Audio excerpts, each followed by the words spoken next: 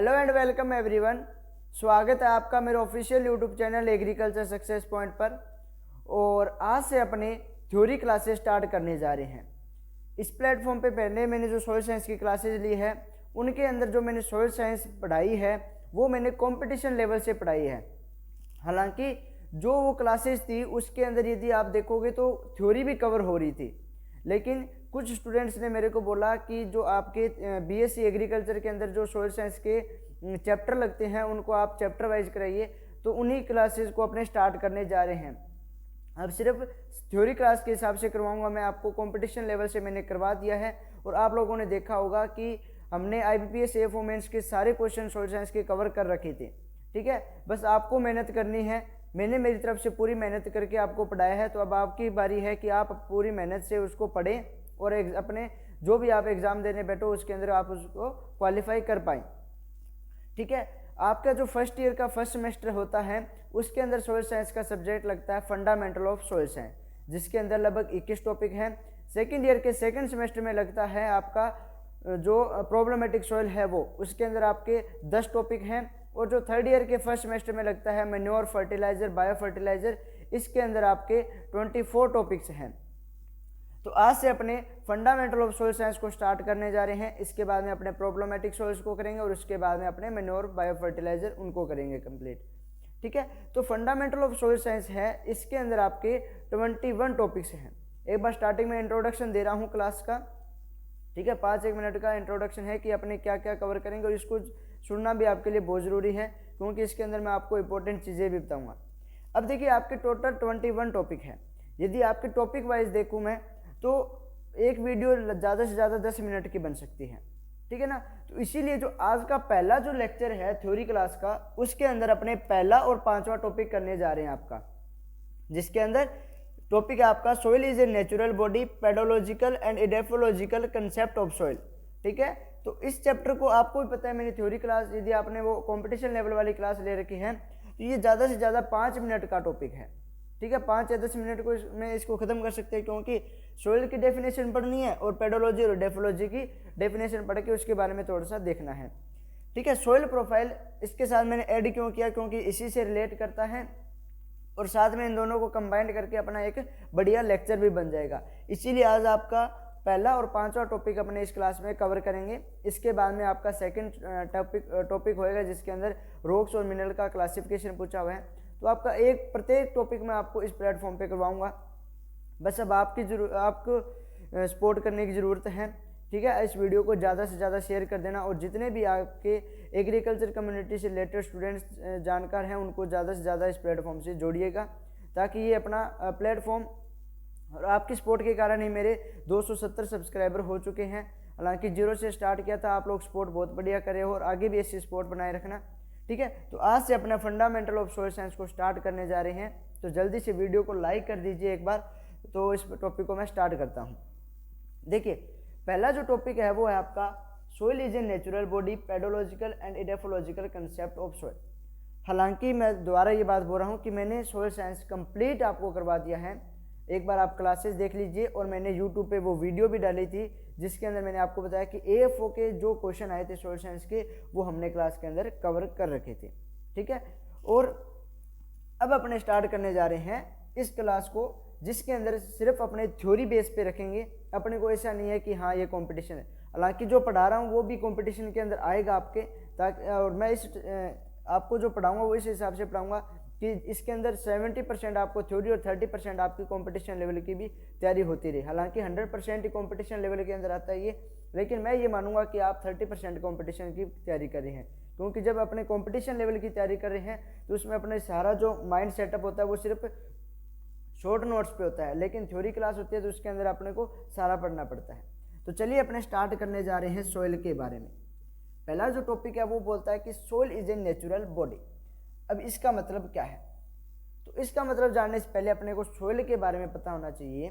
तो सोइल क्या है, लैटिन वर्ड से मिलकर बना है, कौन से, सोलम से।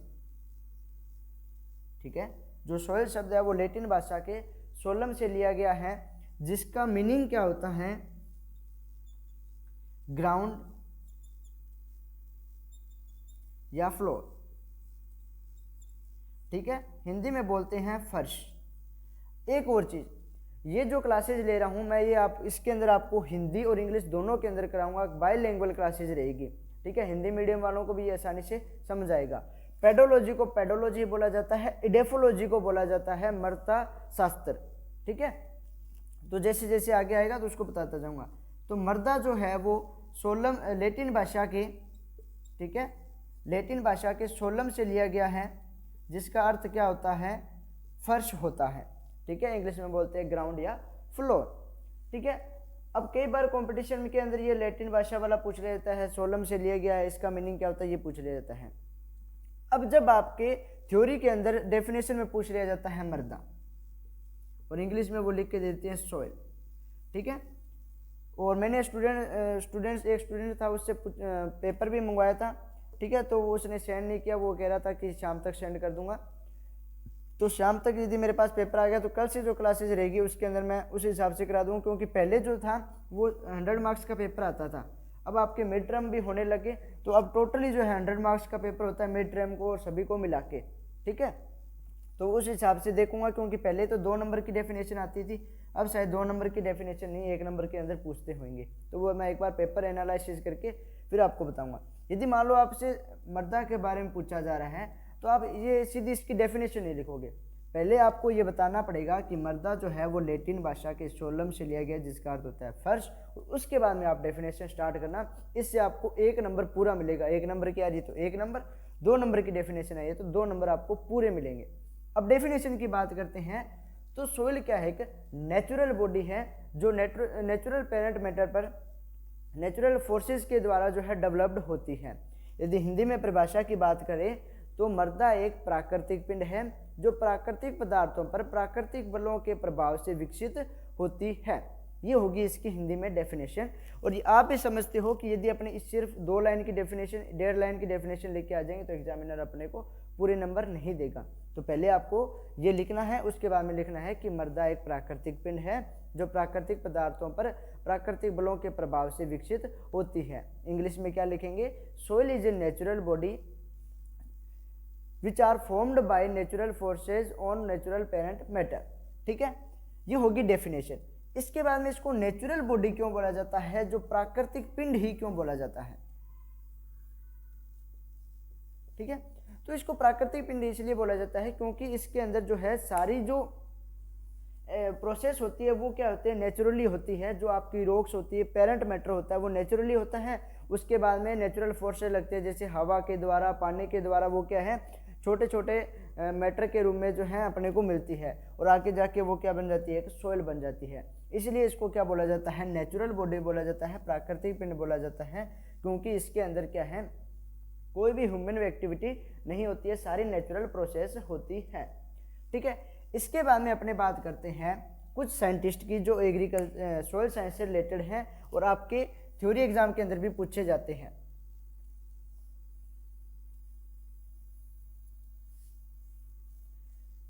यदि आप चैनल पर नए हैं तो चैनल को सब्सक्राइब करके बेल आइकन को दबा देना, ताकि मेरी हर वीडियो का नोटिफिकेशन आपको मिल सके, और वीडियो को लाइक ज़रूर कर देना।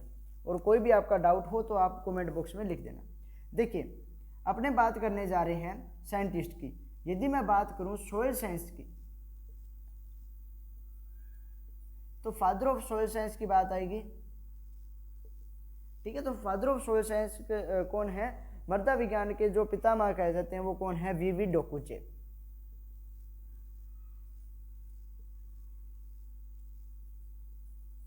ठीक है, ये नाम आप लोगों ने बहुत बार सुना हुआ है, वीवी डोकुचे। ये तो है वर्ल्ड के अंदर। जब इंडिया की बात आएगी तो इंडिया के अंदर फादर ऑफ सोइल साइंस कौन है, तो वो है JW लेदर। ठीक है, ये आपको याद रखना है कि वर्ल्ड के अंदर फादर ऑफ सोइल साइंस कौन है, वीवी डोकुचेव है, और इंडिया के अंदर कौन है, JW लेदर है। इसके बाद में बात करूं मैं आपको एग्रीकल्चर केमिस्ट्री,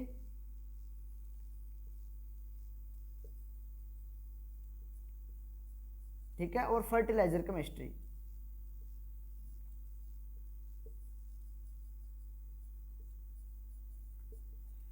एग्रीकल्चर केमिस्ट्री और फर्टिलाइजर केमिस्ट्री जो है उसके फादर सेम है।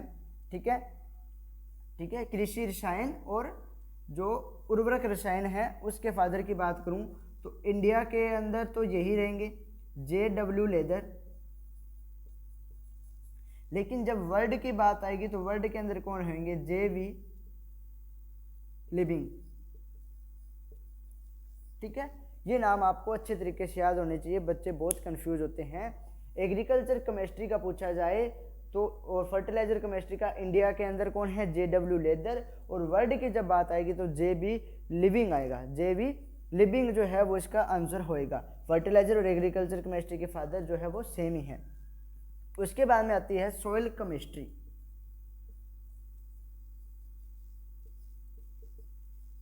ठीक है, जो आपका सब्जेक्ट लगता है सेकेंड ईयर के सेकेंड सेमेस्टर के अंदर, जिसके अंदर अपन प्रॉब्लमेटिक सॉइल्स की बात करते हैं। लेकिन फादर ऑफ सॉइल केमिस्ट्री आपसे किसी भी सेमेस्टर में पूछा जा सकता है। तो फादर ऑफ सॉइल केमिस्ट्री है वो कौन है, वो है आपके थॉमस वे। ठीक है, कौन है, थॉमस वे। तो ये है सॉइल केमिस्ट्री के फादर। और आपने सुना होगा थॉमस ग्राहम, तो वो है आपके कोलोइडल केमिस्ट्री के।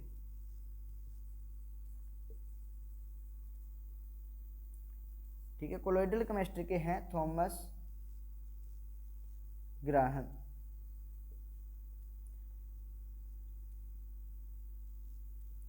कोलोइडल रसायन। ठीक है, जो कोलोइडल केमिस्ट्री है उसके कौन है, थॉमस जो है ग्राहम है।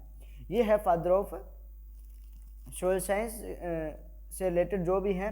ठीक है, तो पहला आता है आपका फादर ऑफ सोयल साइंस, तो कौन है, VV डोकुचेव है। किसके अंदर, वर्ल्ड के अंदर। इंडिया की बात आएगी तो कौन होंगे, तो होंगे आपके JW लेदर। वहीं पे एग्रीकल्चर केमिस्ट्री और फर्टिलाइजर केमिस्ट्री की बात की जाएगी तो इंडिया के अंदर है JW लेदर। और जब वर्ल्ड की बात आएगी तो JB लिविंग हो जाएंगे। तो और यदि आपसे पूछा जाए सॉइल केमिस्ट्री के फादर कौन है, तो सॉइल केमिस्ट्री के आपके फादर वो है थॉमस वे। और कोलोइडल केमिस्ट्री का पूछा जाए तो थॉमस ग्राहम।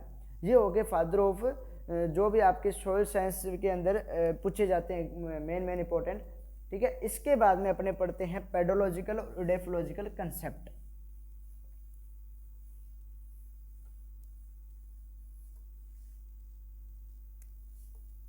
पेडोलॉजी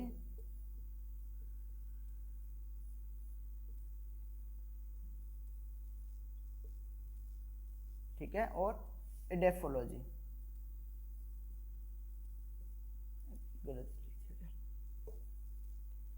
हिंदी में बोलते हैं मृदा शास्त्र, इडेफोलॉजी। ओके, पेडोलॉजी और इडेफोलॉजी।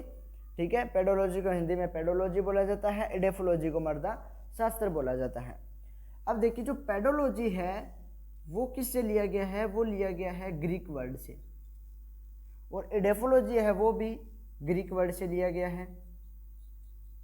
ठीक है, आपको वो कंसेप्ट पता होगा कि यदि लॉजी शब्द आया है तो क्या बताएंगे अपने कि ये ग्रीक भाषा का शब्द है।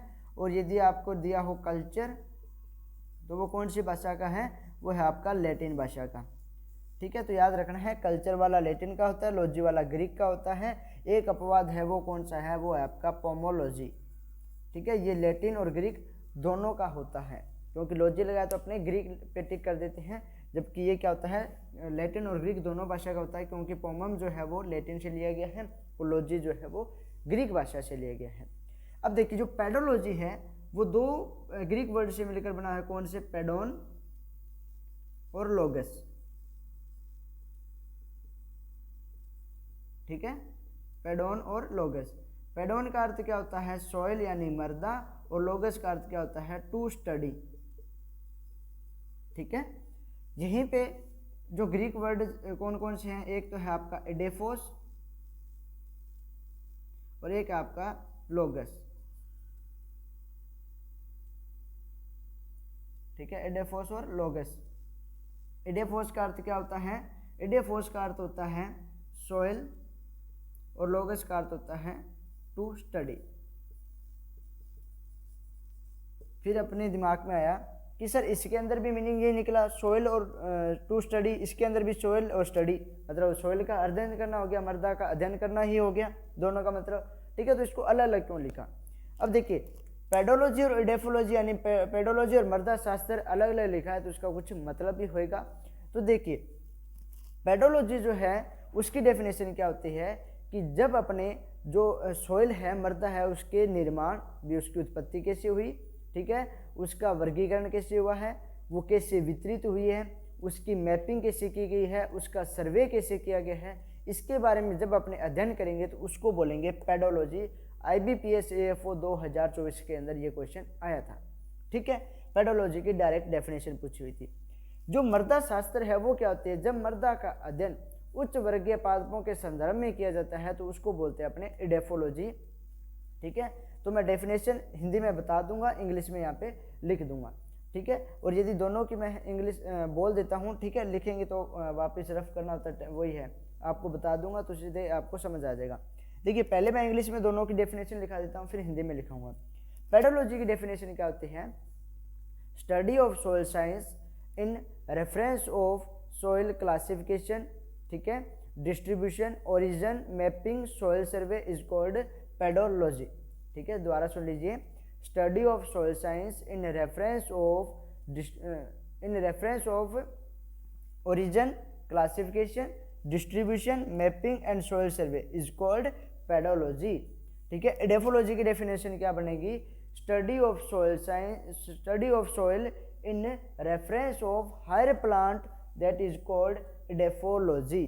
ठीक है, study of soil science in reference of higher plant that is called edaphology. Hindi में क्या लिखेंगे पेडोलॉजी की डेफिनेशन, मृदा विज्ञान की वह शाखा जिसके अंतर्गत अपने मृदा के उत्पत्ति, निर्माण, वितरण, वर्गीकरण और मैपिंग, सर्वे का अध्ययन किया जाता है, वह पेडोलॉजी कहलाती है।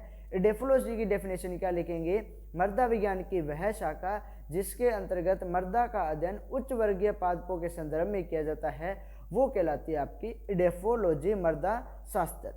ठीक है, ये दोनों होगी पेडोलॉजी और इडेफोलॉजी की डेफिनेशन।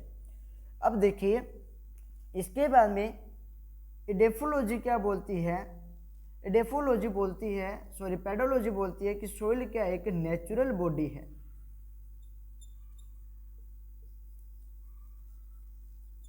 ठीक है, एग्जाम के अंदर ऐसा ही लिखा हुआ आता है कि pedology, according to pedology soil is a, ठीक है, तो नेचुरल बॉडी है। ठीक है, पेडोलॉजी के अंतर्गत जो मृदा है उसको क्या कहते हैं, तो वो बोलती है कि जो सोइल है वो क्या एक प्राकृतिक पिंड है, लेकिन एग्जाम के अंदर नेचुरल बॉडी ही दिया होगा। ठीक है, वहीं पे यदि इडेफोलॉजी की बात करें मृदा शास्त्र की, तो मृदा शास्त्र बोलता है कि सोइल क्या एक नेचुरल हैबिटेट है। ठीक है, क्या है, नेचुरल हैबिटेट है। तो याद रख लेना पेडोलॉजी है वो क्या है, पेडोलॉजी बोलती है कि सोइल एक नेचुरल बॉडी है और इडेफोलॉजी बोलती है सोइल एक क्या है, नेचुरल हैबिटेट है। ये हो गया आपका पेडोलॉजिकल और इडेफोलॉजिकल कंसेप्ट। यदि इनकी डेफिनेशन आए तो पहले आप थोड़ा सा ये बता देना, उसके डेफिनेशन लिख देना, ये लिखने की जरूरत नहीं है। जबकि आपसे पूरा पूछा जाए पेडोलॉजी और इडेफोलॉजी, ठीक है, तब आपको ये पूरा लिखना पड़ेगा। उसके अंदर एक एक लाइन लिख दोगे तो एग्जामिनर आपको नंबर ज़्यादा देगा। ठीक है, कंप्लीट मार्क्स देगा आपको। ये हो गया आपका पेडोलॉजिकल और इडेफोलॉजिकल कंसेप्ट, यानी आपका फर्स्ट टॉपिक कंप्लीट हो जाता है फंडामेंटल ऑफ सोइल साइंस का। इसके बाद में अपने बात करते हैं कैरेक्टरिस्टिक्स ऑफ सोइल साइंस। ठीक है, कैरेक्टरिस्टिक्स की बात करें, विशेषताओं की बात करें, तो विशेषता के अंदर क्या लिखेंगे, मृदा एक प्राकृतिक पिंड है, पहली तो यही विशेषता हो जाएगी कि एक नेचुरल बॉडी है। सेकेंड इसके अंदर क्या लिख सकते हैं, कि जो अपनी सोइल है उसके अंदर क्या होते हैं, बहुत सारे संस्तर होते हैं। ठीक है, होरिजोन होते हैं, ये इसकी विशेषता है।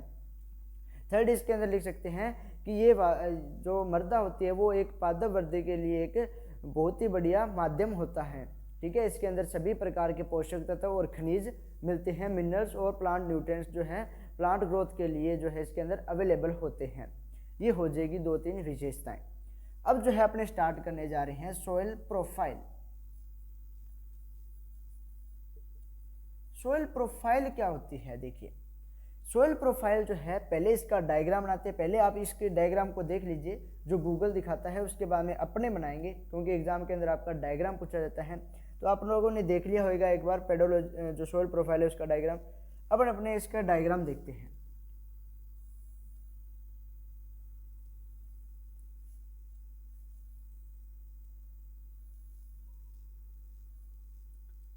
ये हो गया आपका ए होरिजन, ये हो गया आपका ई ओ ए, ये हो गया ई, ये हो गया बी, ये हो गया सी और आर।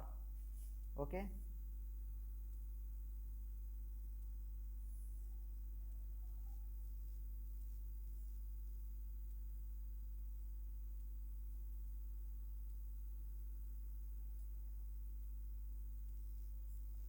ठीक है।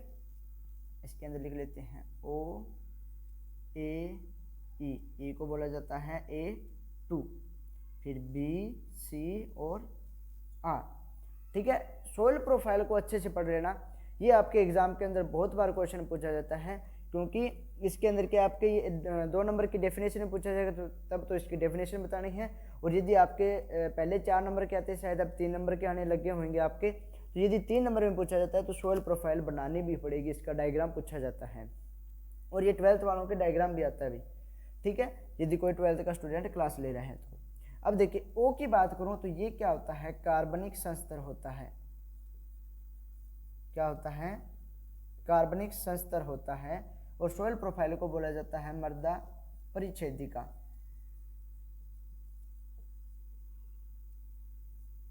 ठीक है, मृदा परिच्छेदिका बोला जाता है सोइल प्रोफाइल। ठीक है, तो ओ होता है उसको बोला जाता है अपने कार्बनिक संस्तर बोलते हैं। ठीक है, ए को बोला जाता है खनिज संस्तर। ठीक है, मिनरल होरिजोन बोला जाता है। ई को बोला जाता है निक्षालन संस्तर, यानी एलुवियल होरिजोन। बी को बोला जाता है निक्षेपण संस्तर, यानी एलुवियल होरिजोन। सी को बोला जाता है पैतृक संस्तर, पेरेंटल होरिजोन। और इसको बोला जाता है बेडरॉक।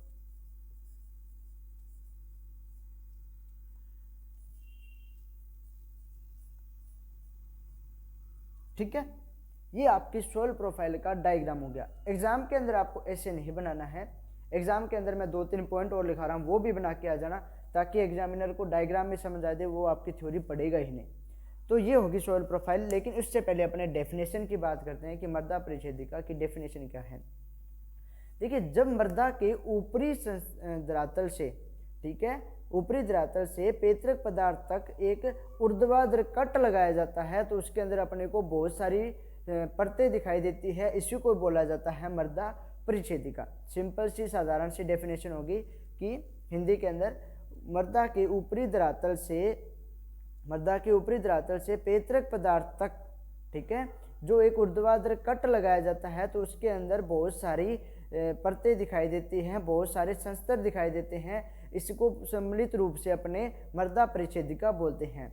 इंग्लिश में डेफिनेशन क्या लिखेंगे, a vertical section of soil from soil surface to underlying parent matter that is called soil profile. ठीक है, ये होगी इसकी डेफिनेशन सोइल प्रोफाइल की। ठीक है, सोइल प्रोफाइल की इतनी सी डेफिनेशन लिखने के बाद, यदि आपकी सिर्फ डेफिनेशन पूछी जाती है तो इतनी सी डेफिनेशन लिखने के बाद इसकी डेप्थ और लिख देना।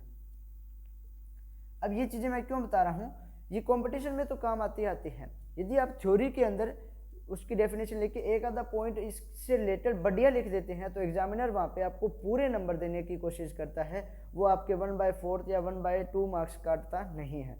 ठीक है, तो इसकी डेप्थ याद रखना है, 1.5 से 2 मीटर हो जाएगी। सेंटीमीटर में बात करेंगे तो 150 से 200 सेंटीमीटर हो जाएगी। ठीक है, तो ये नोट कर लेना। ठीक है, तो ये डेफिनेशन होगी और ये प्रोफाइल होगी। अब देखिए इसके अंदर क्या याद रखना है कि जो आपका ऑर्गेनिक होरिजोन होता है, कार्बनिक संस्तर होता है, इसको 2 पार्ट में डिवाइड किया जाता है। एक हो गया आपका O1 और एक हो गया O2। इसके अंदर क्या होता है, पूर्ण O2 के अंदर क्या होता है, पूर्ण अपघटित कार्बनिक पदार्थ होता है, और इसके अंदर अपूर्ण अपघटित कार्बनिक पदार्थ होता है। याद रख लेना। O1 के अंदर अपूर्ण अपघटित कार्बनिक पदार्थ होता है और O2 के अंदर पूर्ण अपघटित कार्बनिक पदार्थ होता है, यानी अनडिकम्पोज्ड लिख सकते हो ऑर्गेनिक मैटर, और यहाँ पे decomposed organic matter.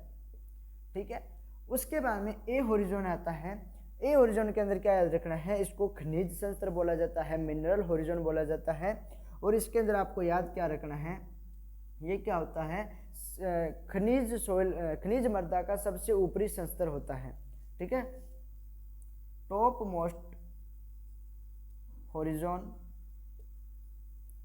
Of mineral soil. ठीक है, हिंदी में क्या लिखेंगे कि खनिज मृदा का सबसे ऊपरी संस्तर होता है। ठीक है, क्योंकि जो आपका ओ होरिजोन है वो भी याद रख लेना, ये प्रेजेंट तो होता है आपके फॉरेस्ट लैंड के अंदर। ठीक है, और एब्सेंट कहाँ पे होता है, अरेबल लैंड के अंदर।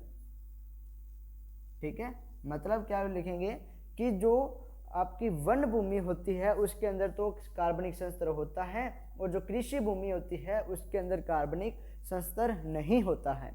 याद रख लेना, कार्बनिक संस्तर वन भूमि के अंदर होता है और कृषि योग्य जो भूमि होती है उसमें नहीं होता। ठीक है, अरेबल लैंड के अंदर नहीं होता। इसके बाद में ए होरिजोन आता है जिसको बोलते हैं खनिज संस्तर।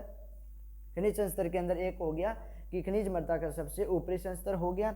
सेकंड, इसके अंदर सिर्फ एक पॉइंट है। इसके बाद में आता है आपका ई यानी A2 निक्षालन संस्तर बोलते हैं। इसके अंदर आपको याद रखना है कि इसको वॉशिंग आउट जोन बोला जाता है। ठीक है, मतलब यहाँ पर क्या है, मिनरल्स थे वो घुलकर क्या चले जाते हैं, निचले संस्तरों में चले जाते हैं, तो यहाँ पर घुल के चले गए, इसलिए इसको बोल दिया वॉशिंग आउट जोन। ठीक है, और इसके अंदर क्या होता है, सबसे ज्यादा निक्षालन होता है। ठीक है, सबसे ज्यादा निक्षालन। ठीक है, तो निक्षालन संस्तर इसको बोला जाता है, और क्योंकि इसके अंदर क्या होते हैं, मिनरल्स घुलकर निचले संस्तरों में चले जाते हैं। इसके बाद में आपको याद रखना है जो बी होता है इसको बोला जाता है निक्षेपण संस्तर। निक्षालन को बोलते हैं एलुवियल होरिजोन, इसको बोला जाता है एलुवियल होरिजोन। ठीक है, इंग्लिश मीडियम वाले याद रखना है, इसको बोला जाता है एलुवियल होरिजोन, इसको बोला जाता है एलुवियल होरिजोन। निक्षालन और निक्षेपण। निक्षेपण संस्तर होता है इसको बोलते हैं वॉशिंग इन जोन। इंग्लिश मीडियम वाले इसे याद रख सकते हैं, आई से हो जाएगा इन। ठीक है, मतलब इसके अंदर क्या होंगे, मिनरल्स वगैरह घुलकर यहाँ पे बी होरिजोन के अंदर आके इकट्ठे हो जाते हैं, संचयन हो जाता है, मतलब इसके अंदर क्या होगा, सबसे ज्यादा संचयन होएगा, सबसे ज्यादा संचयन। इंग्लिश में क्या बोलेंगे, मैक्सिमम एक्यूमुलेशन, मैक्सिमम एक्यूमुलेशन। ठीक है, तो हिंदी मीडियम वाले लिखेंगे सबसे ज्यादा संचयन होता है, और इंग्लिश मीडियम वाले लिखेंगे मैक्सिमम एक्यूमुलेशन। सी जो है इसको पैतृक संस्तर बोला जाता है, और बी को बोला जाता है बेडरॉक। ठीक है, तो ये आपकी एक सोइल प्रोफाइल बन गई। ये कंप्लीट डायग्राम आप याद रख लेना, एग्जाम के अंदर सीधा डायग्राम से क्वेश्चन आता है। ठीक है, तो ये होगी मृदा परिषेदिका सोइल प्रोफाइल। अब देखिए दो प्रकार की सोइल अपने पढ़ते हैं, एक पढ़ते हैं सब सोइल, एक पढ़ते हैं अपने सरफेस सोइल। हिंदी में बोला जाता है, इसको बोला जाता है पृष्ठ मृदा, और इसको बोला जाता है अवमृदा। ठीक है, सब सोइल को बोला जाता है अवमृदा, और सरफेस सोइल को बोला जाता है पृष्ठ मृदा। ठीक है, अब जो ए से लेके, ठीक है, यानी 0 से लेके 15 सेंटीमीटर तक की जो सोइल होती है उसको बोलते हैं अपने सब सरफेस सोइल, और उसके बाद में 15 सेंटीमीटर से जो आगे की सोइल होती है उसको बोला जाते हैं सब सोइल। ठीक है, तो याद रख लेना, सरफेस सोइल होती है 0 to 15 सेंटीमीटर, और ये होती है जो आपकी सरफेस सोइल है उसके नीचे से पेरेंट मैटर तक। ठीक है, मानी सरफेस सोइल के बाद यानी पृष्ठ मृदा के बाद से लेकर जो पैतृक जो संस्तर होता है वहां तक की जो मृदा होती है उसको बोलते हैं अवमृदा। मतलब आपसे पूछा जाए कि कृषि कार्य जो भी किए जाते हैं वो किस पे किए जाते हैं, सरफेस सोइल यानी पृष्ठ मृदा पे, और भी जो सब सोइल है उस पर कोई भी कृषि कार्य नहीं होता है। इसके अंदर देखिए सरफेस सॉइल पृष्ठ मृदा, ऊपर वाली जो मृदा होगी उसके अंदर एरेशन भी अच्छा होगा, मतलब मृदा वातन भी अच्छा होगा, सूक्ष्म जीवों की क्रियाशीलता भी ज़्यादा होगी, एक्टिविटीज़ भी उनके अंदर ज़्यादा होगी यहाँ पर, और इसका जो रंग है वो गहरा भूरा सा होएगा। आपने स्टार्टिंग में डायग्राम देखा था, ठीक है। इसका जो रंग है वो हल्का पीला सा होएगा। तो ये होगी आपकी सॉइल प्रोफाइल, ठीक है। आई होप कि आपको समझ आया होगा। इसके बाद में दो पॉइंट है वो नोट कर लीजिए, छोटे छोटे डेफिनेशन हैं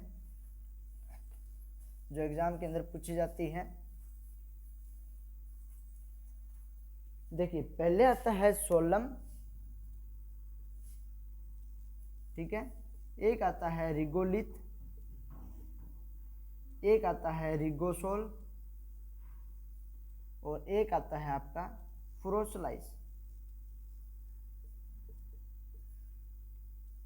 सोलम को सोलम ही बोला जाता है, रिगोलिथ को रिगोलिथ ही बोला जाता है हिंदी में, और रिगोसोल को रिगोसोल ही बोला जाता है। फ्रोसलाइस है, इसको मृदा खांच बोलते हैं, ठीक है। इसको रिगोसोल ही लिखा आता है, इसको रिगोलिथ ही लिखा आता है, और इसको सोलम, ठीक है। तो इन चारों की बात करते हैं। तो सोलम क्या होता है, A+B होरिजोन, ठीक है। जो आपका ए और बी होरिजोन होता है उसको मिलाकर अपने बोलते हैं सोलम, और एक्चुअल के अंदर यही जो है अपनी सोइल होती है जिसको बोलते हैं अपने ट्रू सोइल। क्योंकि सी के अंदर तो क्या होता है, सोइल होता नहीं, अनकंसोलिडेटेड पेरेंट मैटर होता है, ठीक है। मतलब रॉक्स के बड़े बड़े टुकड़े होते हैं, ठीक है। थोड़ी बहुत उनकी वेदरिंग हुई होती है, इसलिए जो है उसको इसके अंदर काउंट नहीं किया जाता है ट्रू सोइल के अंदर, ठीक है। तो ये आपको याद रखना है कि सोलम जो होता है वो क्या होते हैं, ट्रू सोइल होती है। एक्चुअल के अंदर सोइल कौन सी होती है, अपने सोलम है। रिगोलिथ क्या होता है सर, रिगोलिथ होता है A+B+C होरिजोन, ठीक है। अब इसके अंदर कौन सा आ गया, सी होरिजोन और ऐड हो गया। और देखा जाए तो A+B+C है, मतलब ए और बी जो है वो इसी से लिए गए हैं। तो याद रखना, एग्जामिनर के बार पूछ लेते हैं कि रिगोलिथ से कौन सा बनता है, तो याद रखना सोलम, ठीक है। क्योंकि सोलम के अंदर A+B काउंट हो रहे हैं, इसके अंदर A+BC+C भी है, ठीक है। तो मतलब A+B जो है इसी के अंदर आ रहा है, तो रिगोलिथ से क्या बनता है, आपका सोलम बनता है, ठीक है। और एक्चुअल के अंदर पूछा जाए ट्रू सोइल कौन सी है, तो कौन सी आपकी सोलम है। रिगोसोल क्या होता है, रिगोसोल उसको बोलते हैं जब मृदा परिच्छेदिका जो है पूर्ण रूप से निर्मित नहीं होती है, उसको बोला जाता है रिगोसोल, ठीक है।